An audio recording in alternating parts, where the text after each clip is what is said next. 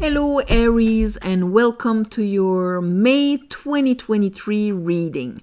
So I meditated on your energy and what Spirit wanted to talk to you about. The first card that I have is the Fool. So this is great. This is that beautiful zero, no leftover energies of anything else. It's a leap of faith. It's embarking into the spring like a new being. That's good. The second card, here I have two eights. The Eight of Swords and the Eight of Wands. They're both upright. So that means that you might have a little bit in that beautiful gesture of the Fool here where you're jumping. If it's followed just by the Eight of Wands, there you are making moves in faith and in flowing in the serendipity of life and so on. Synchronicity, serendipity, one thing leading to another like stairways leading to heaven. Or then you get into your head. So I think having those two energies here, it's because maybe you're going to be confronted with this contrast. Then the third card that I have is the Emperor and Temperance. Temperance. Maybe you're going to feel like a Temperance. But Temperance, this is when we are emotionally ready. We call it the divine timing. So even if at the beginning of the month there's this leap of faith, and there maybe is going to be a bit of back and forward, at the end of the month you're in complete ownership of your life here, Emperor. This is when we're having control over things and we're seeing the bigger picture. We've healed on a deeper level and we are ready to embark into our path that leads to enlightenment. So let's look at that. Under the Fool, we have the Four of Cups in reverse. So we're deciding to have faith here. Faith that there is a cup. Maybe things doesn't have to turn out the way they've always did. In love, in friendship, in mirrors. Okay? So that's a good beginning. Then, we get into our head. We have our Queen of Swords and the Nine of Wands.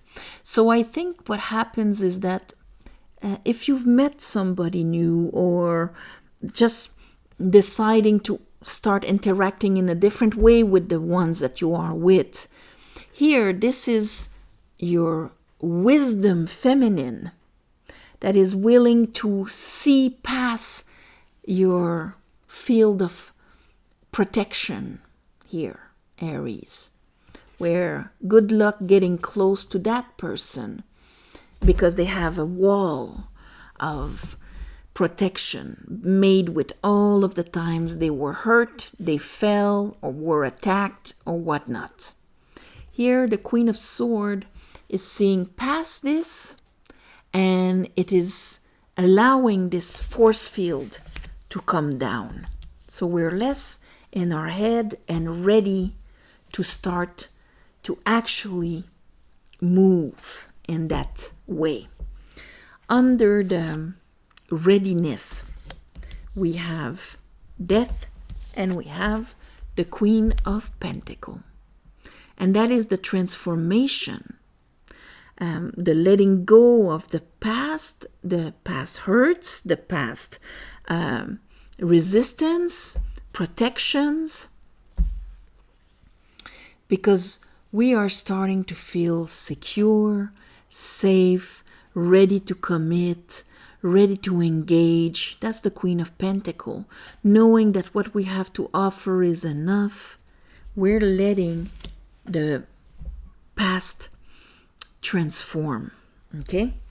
Here, I have a Tower in reverse. So I wouldn't be surprised if this is kind of something that the Tower in reverse, either you see it in somebody else, and it speaks to you so deeply. And that is something that either sometimes you can read a book or see it into somebody that is living exactly that, and you're like, oh my God, this is so me. This is so exactly how I would have reacted.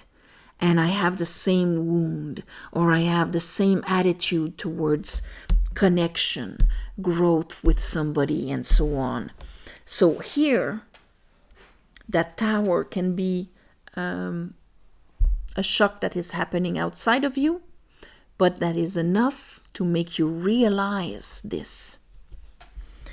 So let's clarify this for you. It can be also being swept off your feet with the Two of Cups and the Fool. And then you're freaking out about it. And then you're remembering that you're in control. That you cannot be hurt like in the past. It doesn't have to be like it was before. Let's see. I call upon the divine. I call upon the light. I call upon the Holy Spirit. Help me clarify this reading for Aries for the month of May 2023. May 2023.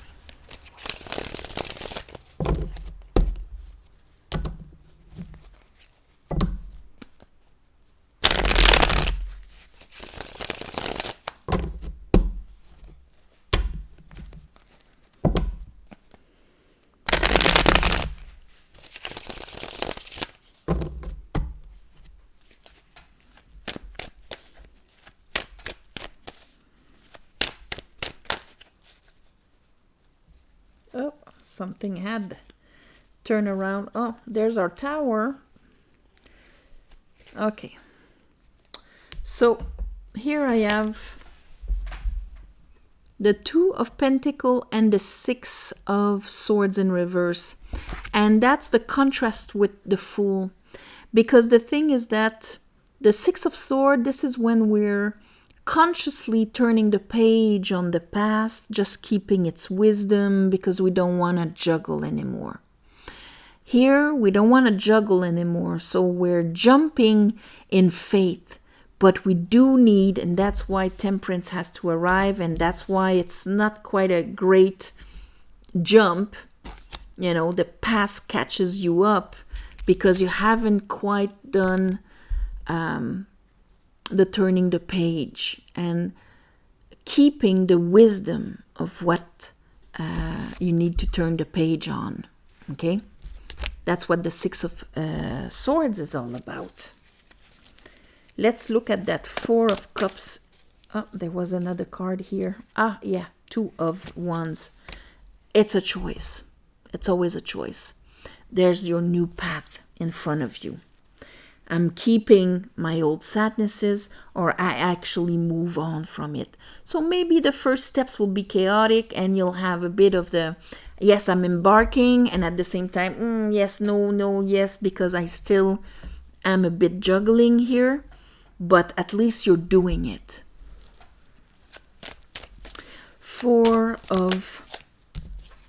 Here's our Eight of Wands, and it's with the Magician. So you're making the moves here, my beautiful Aries, but you don't feel like you're in control of it. That's why at the end of the month, we're going to feel very good with the Emperor here. When the Magician is in reverse, it's almost like it's happening without you having a say in it. It's like it's happening to you. It's not you making it happen for you. So, okay, let's look at that Two of Cups. Page of Pentacles. And here's your Five of Cups. And the Page of Pentacles, this is like a solid offer. It's almost like you would get an offer for a beautiful connection, a seed to be planted, to be engaged in, and all of that. But you still have a bit of your old sadness of what the past relationships were about, that they were spilled on the ground and you're still looking at the spilling.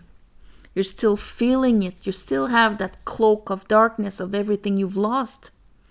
So, of course, that means that jump into the yeah, sure is a bit like, yeah, sure kind of thing. Okay? Let's, but it's gonna be better. All right? So, let's look at that. Why the 8 of Swords and the 8 of Wands at the same time? Because you've had connections that were missed connections here, and you're still left a bit incomplete, conflicted. You still haven't come back from it. See, 5 plus 1 would be the 6. I come back from that. I learned the lesson. But now it's like I'm not starting again, and I'm still a bit conflicted. Even though nobody's fighting, but inside of me, when it comes to starting to move into action, into a new relationship, I'm still inward conflicted. Okay? When it comes to engagement, long-term engagement for the next 10, 20, 40 years. Maybe you had past relationships that brought more sadness than anything else, and it's still stuck in your throat here. Let's look at the Queen of Swords. Queen of Swords.